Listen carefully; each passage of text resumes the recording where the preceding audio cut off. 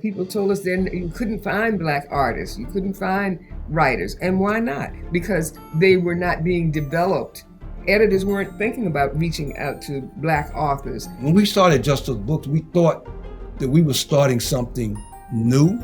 It's a different mindset that you take on when you recognize you're continuing something. I think that's so important. It's so important for our young people to recognize that. That acknowledgement is important. So it really is important to be self-published. If we don't do that, then somebody those stories, to, those stories won't get published. Right, they won't be sold. If you don't do it. Thank you guys for joining me on Girls Talk Books. You are award-winning co-founders of Just Us Books, and you guys are in New Jersey. Yes. That's where you started, and that's where you continue to keep your legacy going through your book publishing company. So welcome. Thank you. Glad to be with you. Yeah. I'm so excited to interview you guys. You've received a lot of awards. You started like in 1988. Yes. With your first book, and going back through the top three, to me, you guys, Third World Press, Black Classic Press, Just Us Press, you guys literally all started like almost 10 years apart from each other. That's right. With Third World starting in 67, Black Classic Press starting in 78, and then you guys starting in 88. So each of you brought a different aspect of what you felt was needed to be preserved through our history. So tell us a little bit about, how you got that first book. I love it. It's Afrobets. Afrobets. And you were talking about how, you really wanted a book that would represent your children and have them look at themselves. So tell me a little bit about your backgrounds before you even wrote the book. What were you guys doing in life before you even started writing that book? Well, after college, I worked as a reporter. I know you said you've been a reporter, and also in public relations. Where were you a reporter at? I'm always interested. Well, I wrote for a Black weekly in Baton Rouge called the Baton Rouge News Leader, and I did some freelance writing, Michigan Chronicle. I wrote some articles for that publication, the Bay State Banner in Boston, and moved from that to public relations. And I worked at a number of, well, not a number, but three universities in their public information department. And also I worked at the New Jersey Board of Ed and helped set up their public information department there. So that's sort of my background. But I was also a playwright. I've written a number of plays that have been performed on the regional stage prior to starting Just Us Books, and I dabbled in the music industry. I managed my my two brothers group, and we formed a publishing company. And one of the claim to fame from the publishing endeavor that we did is a song called "Holiday" that Madonna recorded. What? Yeah. So I've sort of done a lot of different things over the years. Okay. Now, what's the name of your brother's group? The group was called Pure Energy. Okay. Out of New Jersey. They recorded a number of songs during the most of the 80s and the 90s, and it was during the height of the disco era. Mm-hmm. So I've wow. Cheryl said a Renaissance man, but I just like to experiment, with doing different things, and I also consider myself a visionary because oftentimes, I think of what the next project is going to be and align myself with others who think the same way and make it happen. So. Wow.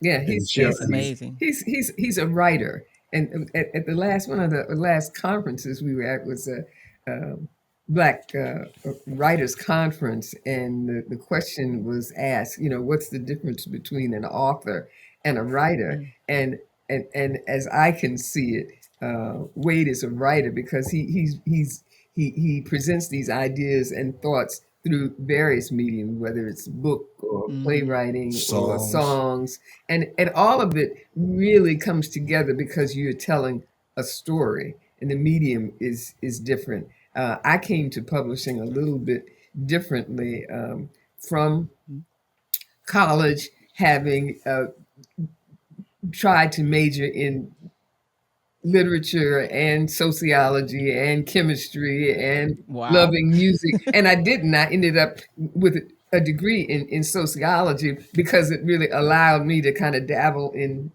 a lot of a liberal arts kind of curriculum. But following college, I went and enrolled in a publishing procedures course at Radcliffe College. And Mm. that's where I really got the publishing bug. I liked writing, I liked art, and trying to find a way to put them together. Publishing became kind of that vehicle. So I got a job as a trainee, editorial art editing trainee at a Mm. publishing house that published school textbooks. And it was around the time that textbooks were being challenged for not including Mm. anyone other than white characters. All of the kids, all of the stories portrayed children who were white. There were no black kids, there were no kids of color. Little girls had to have ribbons in their hair. So I came into publishing during that time, and that was a good period for me because obviously these stories had been missing from Mm. textbooks. And those were the books really that we read as children growing up in Jim Crow South. I grew up in Virginia, and the schools were segregated. So blacks and whites did not go to school together. They did not attend church together. They did not. We were not allowed in restaurants. There was problems with Mm. public transportation, all of that. So the era of the early '70s was when I began my career in publishing. And later, when we met, there's a whole nother story about us getting together and collaborating. But our collaborations together led us into publishing for children. Yeah, I think it's important, Wow. Sonia, to also share that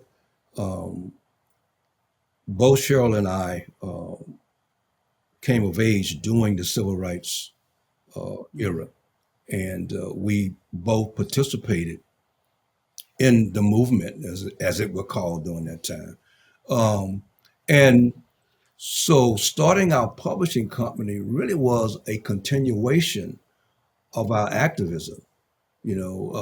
So when we started Just Us Books, yes, it was a business and is a business, but it's also a mission. Mm. We were wanting to make a difference through literature, and so it was, as I said, a continuation of our activism in the student movement and the civil rights movement of the '60s and the '70s. Right. And to kind of backtrack a little on that, and I don't want to be controversial, but I kind of do. So I read a lot of children's books because as a writer you have to read what other people are writing, Yep. Mhm. and I got some children's books and I started looking at the authors, like, oh, who are these authors? And more than likely, the authors are not people of That's color exactly who are writing about people of color. They're telling these stories, or there may be a black illustrator, but the author is white. And I noticed as time goes on, and you may have as well, that authors used to always put their pictures in their books. But now you'll notice a lot of authors, particularly white authors, aren't putting their pictures in children's books when they focus on people of color, because I think there's a consciousness now of how are you validated to tell our story. hmm And they may be feeling some pushback that, I don't want to buy this book because this book is not truly from a person of color telling the story. right. Right. I've seen a lot of books lately. I was at an event once where there was a white author selling a book about the Underground Railroad, and the line was like super long for her book. Yeah. And then the rest of us here with amazing stories, no one was really at our Right. tables. And it's like, it makes you think, why do we feel other people telling our story is more valid sometimes, than us telling it? And maybe that's how some publishing companies look at it, where I rather publish this white author who's writing a book about Frederick Douglass, as opposed to Sonia, who's writing a book about Frederick Douglass, because it's all about controlling that narrative. Yeah. So what do you guys feel about the narrative and who controls the narrative? Well, speaking for just us, uh, our our perspective is that the narrative should come from the people who we are writing about, and that is the authenticity of these authors. You know, what happened is that in children's book publishing, there were very few, as I said before, very few Black uh, authors. Virginia Hamilton was one of them. Langston Hughes is recognized as a children's book author, even though he wrote a number of things, but in terms of his poetry, he was one of the first people who was, anthologized and relating to children. So I think that part of the history is that publishers publish who they published, who had been writing the books before.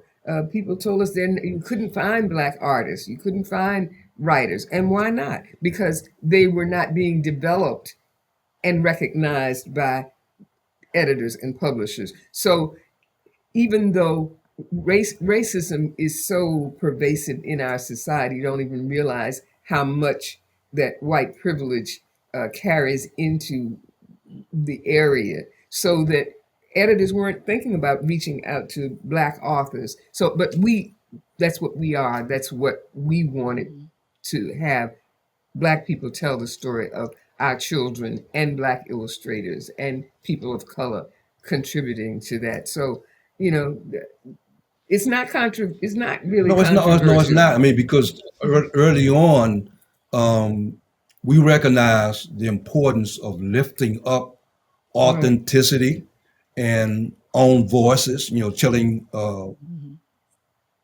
having the right and the ability to tell stories about your own experiences and about the people rather than someone who is not from your culture or not from the experience. When we started Justice Books, we thought that we were starting something new. It's a different mindset that you take on when you recognize you're continuing something. You're continuing and you're adding to what was before you, to the work that was done before you. And I think that's so important. It's so important for our young people to recognize that. We get back to this whole thing about sharing the story and our stories being valid because they're a part of our life experiences, and that acknowledgement is important. So it really is important to be self-published, to do that publishing, whether you get the gaze from the major or commercial publishers or support from them or not. It's important to tell that story because they are authentic and because they validate us in terms of our culture and really our humanity. So Yeah, now if we don't if we do don't that, it, then somebody those else will stories, tell. those stories won't get published Right, they won't. Right. if you don't do it. I mean, Yeah, and I totally agree with that, because sometimes, and especially young people, they get hyped on, oh, this person is a bestseller. Yeah. I didn't sell 1,000 copies of books, so my book must not be as valid or important.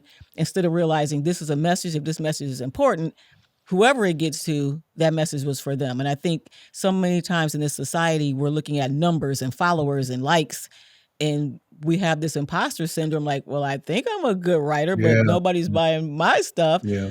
But it's like you say, if you believe in what you're writing, if it's coming from your heart, if it's going to educate someone else and inspire someone else, that's the book that needs to be written. That's right. That's right.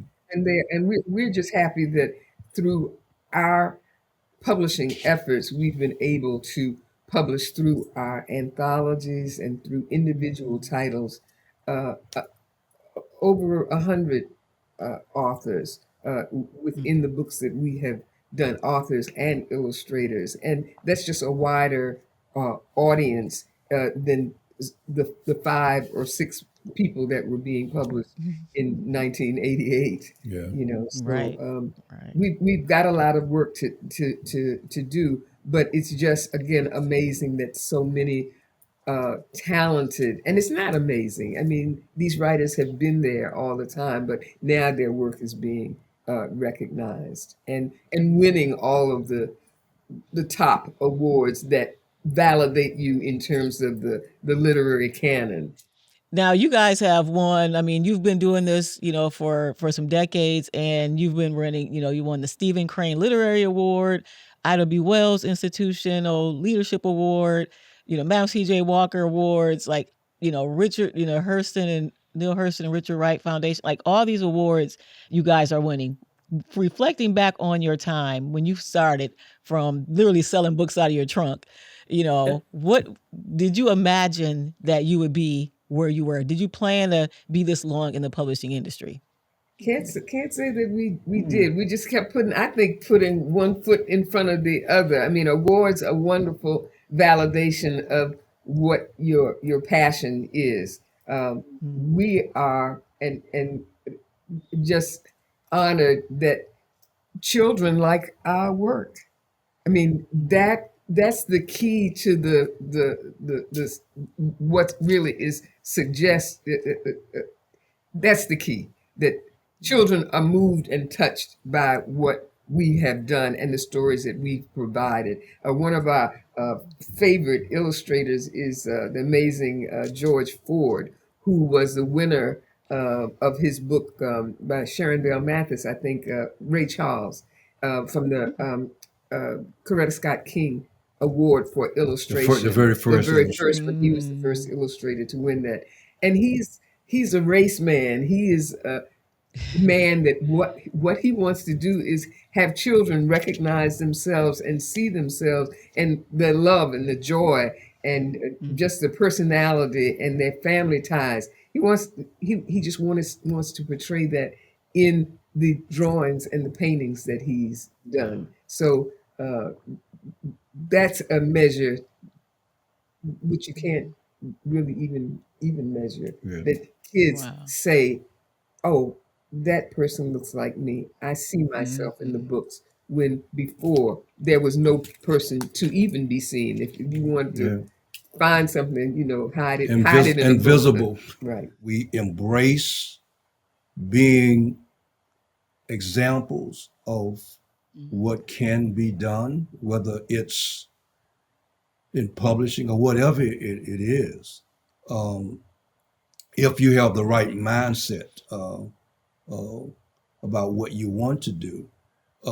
And again, Hakeem Mahbouti talks about this all the time at Third World Press, how important it is for Black people or the Black community to have their own institutions, so we don't have to depend solely on white institutions, and so we see Just Us Books as an institution, a Black-owned institution, and we've made sure that Just Us Books remains Black-owned. We certainly have had opportunities to do partnerships where Just Us Books would lose its identity, and we said no, that's not what we're about. We would rather struggle as a Black-owned institution than succeed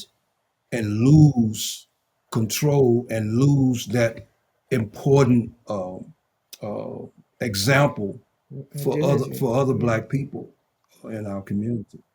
And that legacy. I mean, you have something, if your children want to, continue it, you have built a legacy for your children. I think so many times we, as people of color, forget that legacy part, and we're looking at the now and the present. I mean, there are people who, in our family included, when the land comes for sale, like, oh, we're going to sell it. Like, why would you sell the land? Yeah, why wouldn't you lease it out or just hold on to it? Or even, with people having companies and basically selling out because, oh, you're offering me $1 million for my company, because they know what you have is golden, but they just want to get you out of the way. Exactly right. So I love the fact that, you're sticking to your guns. Like, this was for us, by us, and we wanted to continue to have that power. Just us. Wade, I see that you have another book coming out in 2026 about a legend, Curtis Flood. I recently did an interview with a woman whose grandfather was Turkey Stearns. He was a Negro League player, and she's since written a book about him. But I've never heard of Curtis Flood. Tell us a little bit about him in the book that's Yeah, coming out Curtis next year. Flood is really the reason professional athletes are making so much money now. Um, Prior to 1972, 73, most professional leagues were bound by what they call the reserve clause, which meant Hmm. that the owners of the clubs basically controlled the players, and the players could not go from one team to another without permission from the owner. The owners determined what the salaries would be. Um, if a player did not want to accept that salary or that contract, uh, then he would have no option. He just couldn't Hmm. play. That's how much control the owners had. Kurt Flood was traded from the St. Louis Cardinals. He played for St. Louis and one of their stars to the Philadelphia Phillies. And he said, Hmm. I'm not going to accept that Mm, trade. mm, He said, I am not a piece of meat, you know. Wow. Um, and so that stand that he took went to the Supreme Court. He did not win the case, but what he did Hmm. do with the stand that he took was to open the door for other actions that took place. And by 1975, the reserve clause was thrown out. So Hmm. the salaries Wow. started to escalate. Players could uh, negotiate with the owners on a more level playing field. Hmm. And so when you see these players getting a contract for $300,000, $300 million for Million. 10 years, Right. oh, then they have to thank Hmm. Kurt Flood for that because he was the first one to really take a stand and say, I'm not going to be treated as a piece of meat. I'm not a slave. Wow, he took control of his narrative. And I think sometimes that's so hard to imagine because if there's money involved, like who would lose money to take a stand? But there are And people actually, who say he actually that. gave up because he would have made $90,000.